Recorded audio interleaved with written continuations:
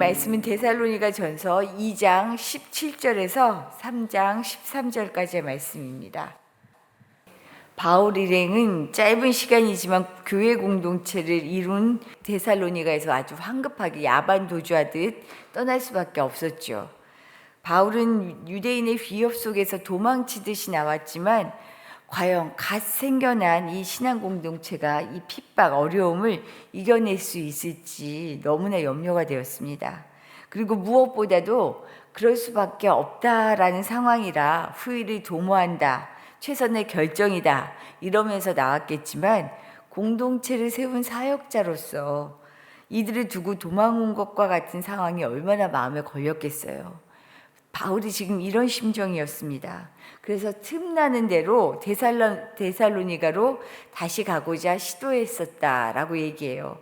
그런데 2장 18절 말씀을 보면 그 일이 잘 이루어지지 않습니다. 그래서 이렇게 말합니다. 그러므로 나 바울은 한 번, 두 번 너희에게 가고자 하였으나 사탄이 우리를 막았도다. 가고자 했지만 상황이 여의치 않았다. 이것이 그렇게 쉽게 되어지지 않았다 이야기합니다. 이렇게 데살로니가에 가서 교회 공동체를 돌아보고자 하는 계획이 마음대로 되지 않으니까 결국 바울은 자기 대신에 아들처럼 여겼던 믿을 만한 디모데를 보냅니다. 자신이 못 가자 디모데라도 기어이 보낸 이유가 2절과 3절을 통해 나와요. 그 이유는 많은 핍박과 고난의 상황이지만 너희가 절대 흔들리면 안 돼. 오직 믿음을 굳게 잡기를 당부하고 또 위로하고 싶었기 때문에 디모데라도 보낸 것입니다.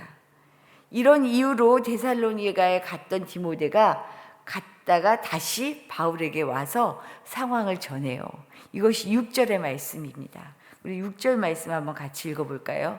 6절입니다. 지금은 디모데가 너희에게로부터 와서 너희 믿음과 사랑의 기쁜 소식을 우리에게 전하고 또 너희가 항상 우리를 잘 생각하여 우리가 너희를 간절히 보고자 한과 같이 너희도 우리를 간절히 보고자 한다 하니, 디모데가 전한 소식을 한마디로 얘기하면 믿음과 사랑의 기쁜 소식이다라고 얘기해요. 너무 반가웠어요. 이 어려운 상황을 잘 이겨내고 있고요. 그리고 오히려 자신들이 원망할 것 같았던 이 데살로니가 교인들이 그들도 우리를 너무나 보고 싶어하고 우리를 향한 간절한 마음이 있다라고 얘기를 들으니까 오히려 내가 위로를 받고 있다라고 이야기를 합니다. 데살로니가 교회와 바울의 이런 교제와 나눔을 통해서요, 주님의 이름으로 모인 교회가 어떤 모습으로 서야 하는지, 어떤 모습이 진짜 교회의 모습인지를 우리 두 가지로 오늘 살펴보고자 합니다. 먼저는요, 주의 이름으로 모인 교회는 믿음과 사랑으로 고난을 이기는 공동체입니다. 고난을 이기는 공동체, 믿음과 사랑으로요.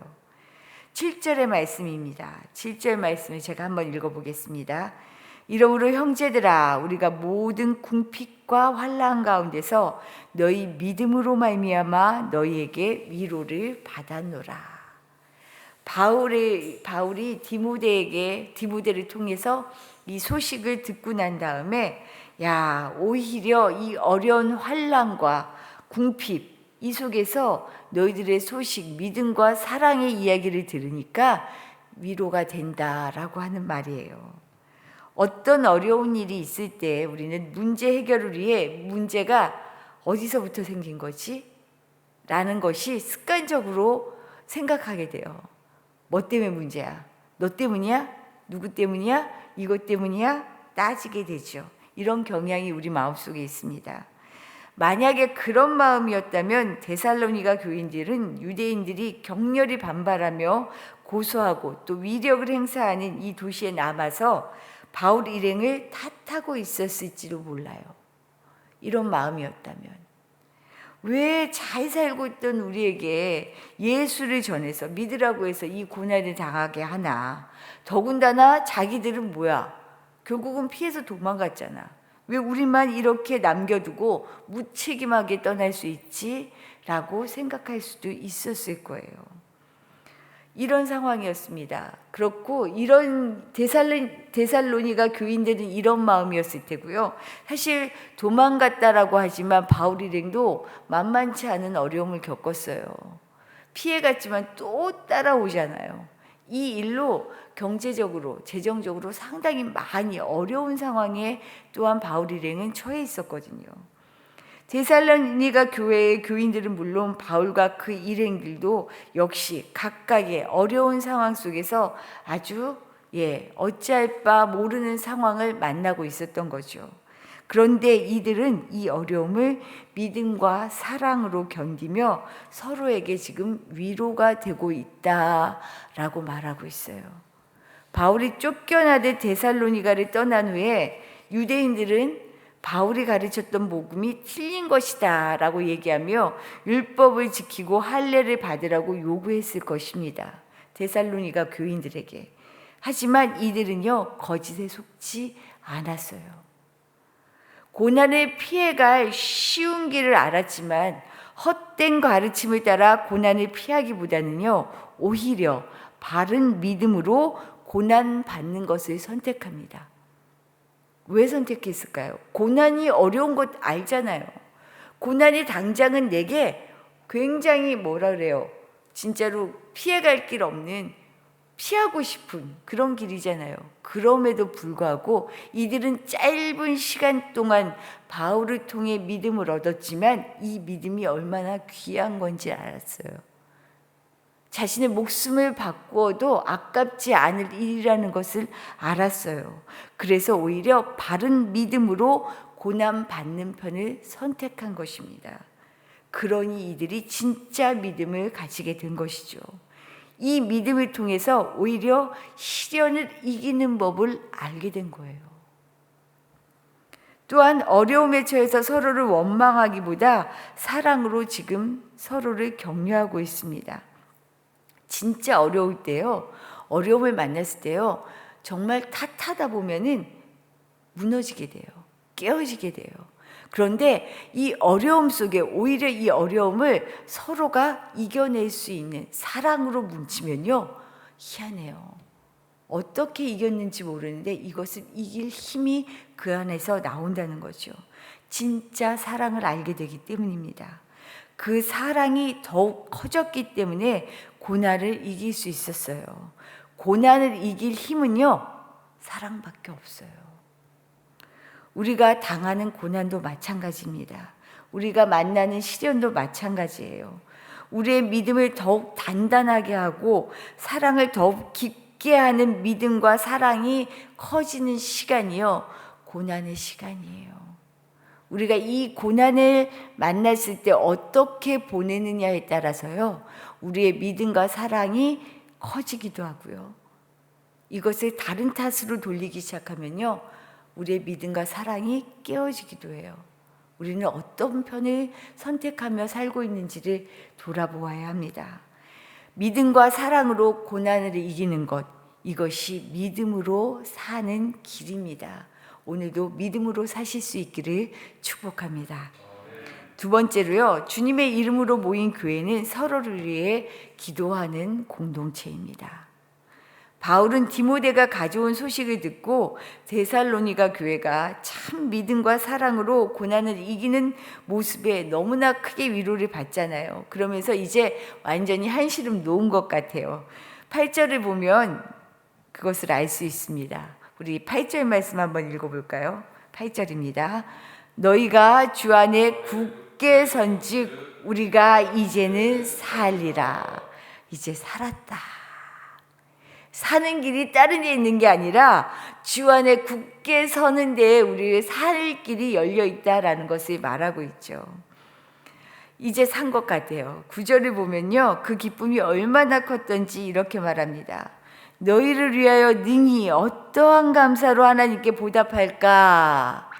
야, 이 어려움을 갓 태어난 이 교회가 이렇게 믿음으로 서는데 주 안에 오히려 굳게 섰으니 내가 하나님께 어떻게 보답할 수 있을까? 지금 너무 감사한 거죠.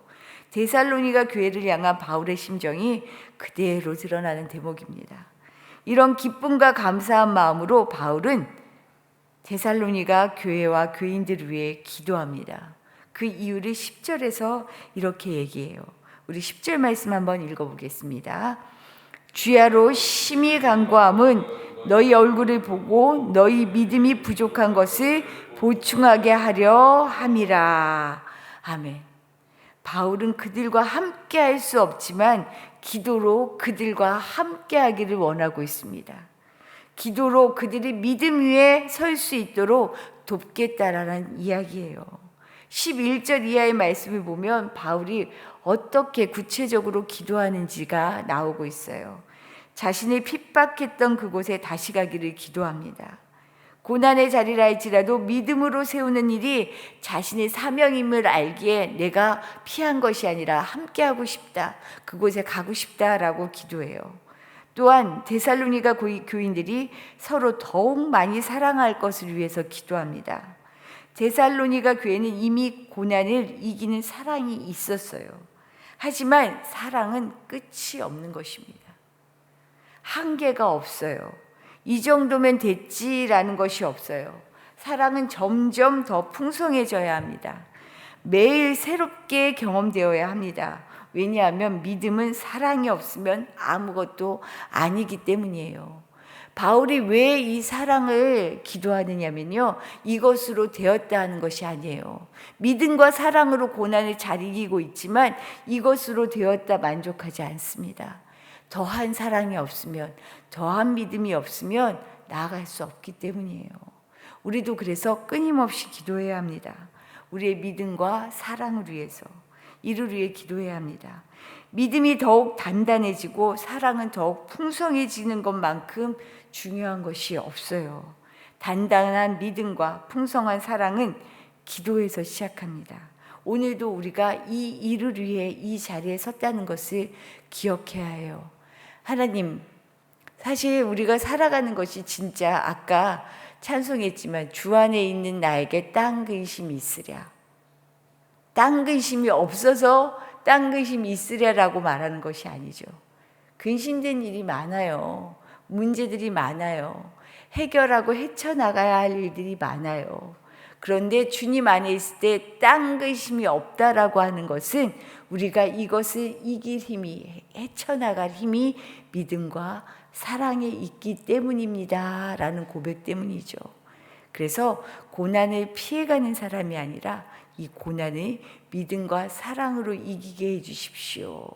우리가 날마다 기도할 수 있기를 바랍니다. 오늘 그래서 주님 안에서 딴 근심이 없는 복된 날 되시기를 축복합니다.